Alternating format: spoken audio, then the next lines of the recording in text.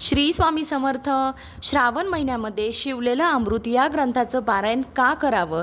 तर आपली कोणतीही मनोवांछिक इच्छा असेल तर ती पूर्ण होण्यासाठी या ग्रंथाचं पारायण करावं, किंवा आपल्याला कोणतीही शारीरिक किंवा मानसिक व्याधी असेल तर ती निवारणासाठी या ग्रंथाचं आपण पारायण करावं.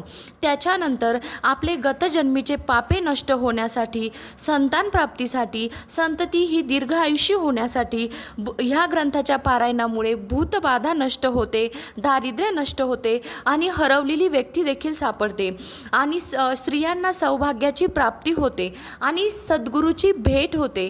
ह्या सगळ्या कारणांमुळे आपण शिवलेलं अमृत या ग्रंथाचं पारायण नक्की करावं.